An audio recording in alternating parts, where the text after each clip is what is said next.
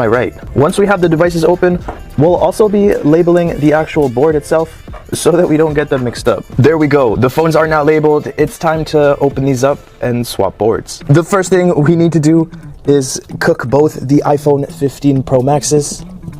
While the iPhone 15 Pro Maxes are cooking, if you guys want any of these tools, we have all of them listed on my website. Go check that out. We also have the PRG mat in the description. If you guys want to repair like me, this is how you do it. The iPhone 15 Pro Max is done cooking.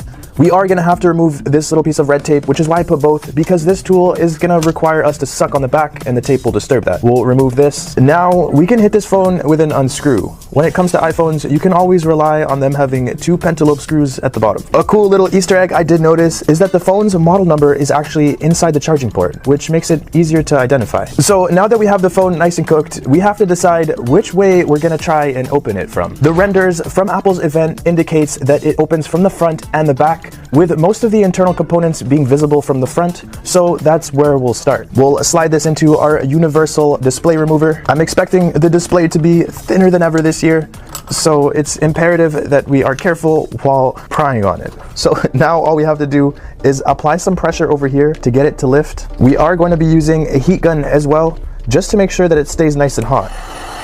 Very soon you're going to see the display at the bottom starting to lift up, which is exactly what we want. So this process can take anywhere between 15 minutes to an hour. Once the gap is big enough, you can use some plastic prying cards and try and get under the display and then slice that adhesive off. You can see the gap just expanded. That's because it's no longer tethered to the actual frame. It looks like part of the frame is actually stuck to the body of the phone. We'll have to work around it and hope the display doesn't get damaged as a result. Looks like we successfully got it removed, thank God. Very nerve-wracking. The display is off the actual frame now, so we can remove it from the display remover. We'll add some more heat, and it should come off in a couple seconds. I'm not gonna lie guys, it's really hard to get this display off without breaking it. It's so thin. Okay, we're about to see what the brand new iPhone 15 Pro Max looks like on the inside. Here we go. 3, 2, 1. Open it up. Okay, interesting. It's as beautiful as ever. Very different from what I'm used to, that's for sure. So we have our massive front speaker, our front camera assembly with our Face ID modules, the very large back cameras this year. That's 1, 2, 3. Our motherboard over here. There is no A17 sticker this year. We have our Taptic engine with little tiny metal things. I'm not really sure what those are called. The same thing with the loudspeaker. Of course, we have our USB-C port, and we have our battery. That was intense. It's time to do it all over again with the other phone, and then we'll swap the motherboards. A few moments later. The frame has come off on this one as well. I think that's going to be an issue going forward. Now we can open it up, and there we go. We have both of these open. So the first order of business is to remove the displays from both of these devices. But before we swap the motherboards, I need to investigate what Apple means by removable back glass, because so far this opens the same way as the iPhone 14 Pro does. But does this open from the back? Let's find out. We're gonna hit this phone with an unscrew. Now it looks like we can remove this shield here. Now we can disconnect the battery. There's a little positive and negative terminal on the battery this year. That's pretty cool. Disconnect the screen. And there we go. That is our iPhone 15 Pro Max display. It looks like the proximity sensor on this and ambient light sensor are actually here, which we've never seen before in past generations. Quite a busy phone, but beautiful as always. Apple is great at making their internals very presentable. Anyway, let's take a look at this removable back glass. But before we do that, we got to put some stickers on this board because we want to make sure everything is color-coded so nothing is confusing. Now that we have everything labeled, and I mean everything, we want to take a look at that back glass. So this is going to be a little bit harder to do. We're just going to speed this up real quick, but we're going to have to pry off the back glass and see if it even comes off in the first place. And if it does, what secrets lie within? Now we can open it up.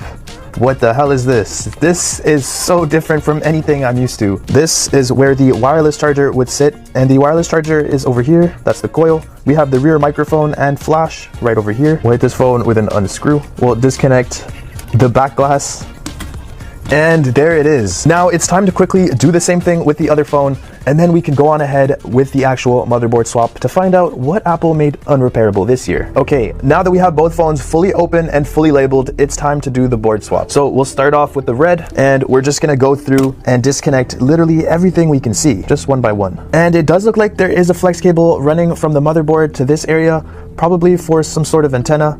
So we may have to remove the battery if we can't disconnect it without well, removing the battery. We're just gonna remove the battery anyway, just to be safe. I'm just gonna apply some isopropyl alcohol. I'm not gonna bother with Apple's stupid pull tabs because I hate them. The nice thing about having a removable back glass with a big ass hole in the back of the phone is that I can actually just push on the battery. Look at how beautiful that is. Wow, I've never been happier.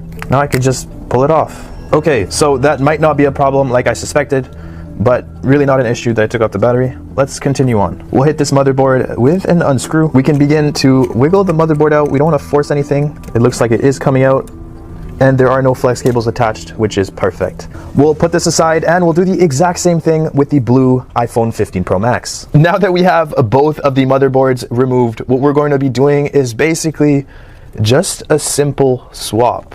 By doing this swap, we're basically simulating swapping every single component in the phone. Because Apple continues to serialize components, we'll be able to quickly find out what Apple did to make the device unrepairable this time, if they did anything at all. And there we go. We have the red motherboard with the blue phone internals, and we have the blue motherboard with the red phone internals. We'll boot both of these phones on,